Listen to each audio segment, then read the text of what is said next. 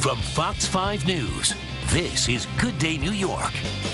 So there's a diplomatic crisis underway right now between India and the United States. All over this woman, deputy counsel to the UN for the Indian mission. Her name is Devyani Khobragade.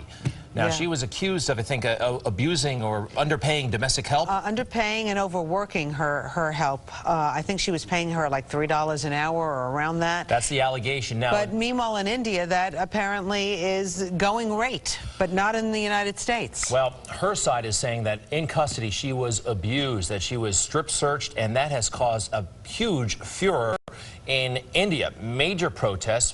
Ben Simino is following the story. He has more from the newsroom. Ben. Yeah, guys, the State Department now talking about this publicly, but they're being very careful in what they say about this case. This revolves around an Indian diplomat caught at the center of a diplomatic uproar. The arrest of Devyani Khobragade, she's the diplomat, is sparking outrage and anti-U.S. protests in India as controversy continues to grow over her alleged strip search, which officials point out is simply standard procedure in the federal judicial system. This allegedly happened after she was arrested for visa fraud. She promised, guys, on a visa application for this nanny and housekeeper that she would pay a set amount. I believe it was $4,500 a month in exchange for her work, but officials say she actually paid much less than that, forced the woman to work very long hours, which equated to about $3.30 an hour.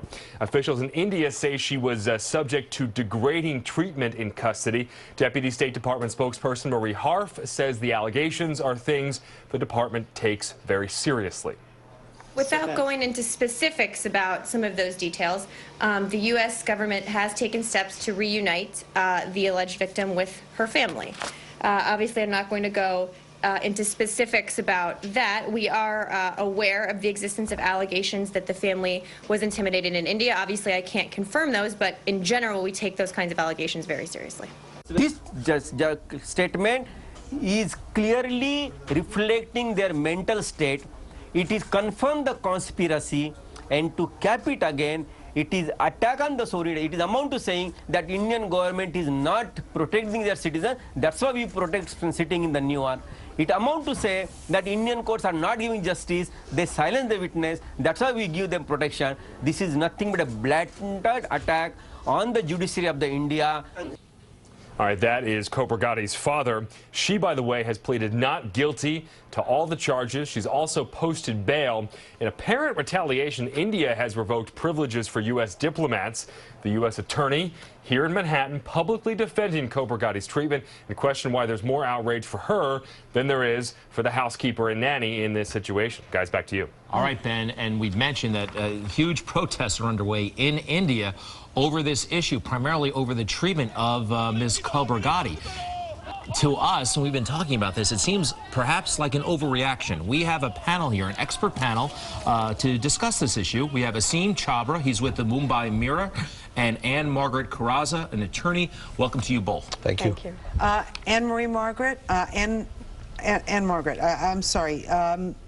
Do you think that the United States government, the U.S. Attorney's Office, did anything wrong in arresting this woman over the treatment over her housekeeper? Well, it's interesting. Once the arrest was made, the U.S. Marshal Service had no choice but to go through their standard protocol, which did include the strip search. However, with respect to the actual arrest, there is always a wide latitude as to how, whether, and when that's going to happen, especially with a high-profile defendant, and no violent crime was even alleged. Well, they said they gave her some time to call and get some help for her, you know, a nanny for her daughter. That they gave her latitude. Now, Mr. Chabra, is this an overreaction? It seems to us like it's an overreaction in India. Well, part of it is an overreaction. First of all, I mean, there is a sense of a national pride, okay, that an Indian who was representing India out in the U.S. was quote-unquote mistreated. Also, she was a woman. You know, Indians tend to sort of talk, at least in terms of pay lip service to how we treat our women really well. Doesn't always happen. The fact that she was strip searched, that is shocking in India. Is it shocking? Is it still shocking when they realize, or when they're told that it happens across the board. It happens when you're in federal custody. Do they understand that? They do understand that. I think they do understand that, but you have to also understand that in India, people of privilege, people who are educated, they get arrested, but they're treated very differently than, you know, sort of common criminals. That's the other part of it.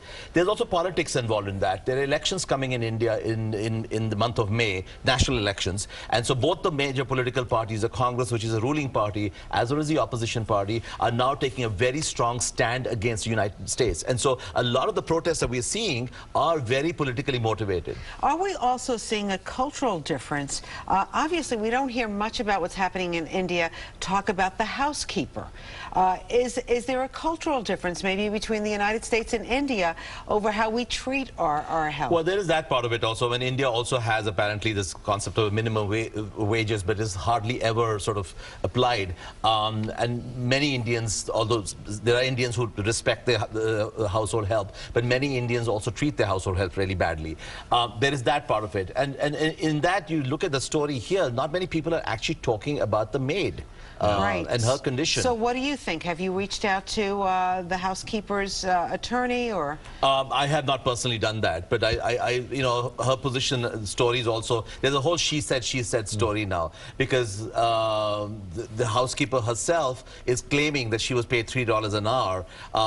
The diplomat, overworked. Yeah, and overworked, and Diplomat is completely denying it right now. Now, the lawyer, the U.S. attorney is Preet Bharara. I think we have a picture of him. I believe he's of Indian descent, correct? Just a coincidence. Do we have his picture, please? Preet Bharara, a well-regarded U.S. attorney.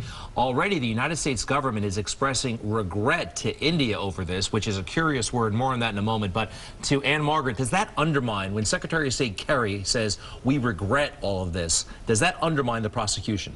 Well, that's brilliant diplomatic speak. So regret, does he regret, you know, the overreaction in India? Does he regret the U.S. attorney's action? It's vague enough, so he's not really calling anybody out. And the hope is that everyone hears what they want to hear from it, because at the end of the day, this is crying out for a settlement. India is one of our most important and treasured allies in the world, and it's a terrible concern for not only U.S. diplomats abroad, but we have 60,000 American nationals living and working in India. So, you know, the anti-American sentiment there is very, very troubling. This is crying out to be settled. Do you find it kind of curious that they gave her some freedom as far as like trying to find a babysitter before they brought her into custody, getting her some coffee, and then yet they did a full body search? You know what? I'm not really persuaded by that. Preet Bharara saying we got her a cup of coffee. It's like big deal. You look at former U.S. Attorney Rudy Giuliani bringing Michael Milken in, you know, a monster by all accounts. And did they give him a full body search when they made an appointment, you know, in a very nice way for him to come in and surrender? They did? Yes. She could not have been expecting this arrest, or she would not have taken her daughter to school. No, that is true, actually. She couldn't have expected it. She was completely surprised the fact that she was arrested outside the daughter's school. But you said earlier that people in India, those who are educated and wealthy and in the elite, they are treated differently, even by the judicial system. They're shocked that it doesn't work that way here. Often. I'm not saying across the board. I'm not making a real major statement about the Indian judicial system, but people who are privileged manage to get away with a lot more. Well, can we talk about India in general? We love it, by the way. Well, but America loves India, and India loves America also. I think all of this will settle down. You know, it will eventually. And then we can be friends again. Hopefully, yes. Do we know what's going on there today? Are there more protests? I would imagine so. I mean, you know, that's a sense we are getting. But I think now there are different perspectives are being discussed, and in the media also, a lot of people are being very accusatory and sort of attacking this poor woman, the fact that she owns a lot of property in India, and therefore they're talking about, you know, they're now saying if she owns all this property, then look how she's treating her domestic help in America. Was she well known in India? I don't want to see her picture one more time. Devyani Khobragade, is she a well-known figure in India? No, she's just one diplomat. There are many, many Indian diplomats around the world. She's now probably the most well-known Indian woman right now. Well, Asim Chopra from the Mumbai Mirror and Anne Margaret Carrozza, an attorney, welcome. Thank you very much. Thank you. Thanks for being here. All right, Good Day is going to take a quick break.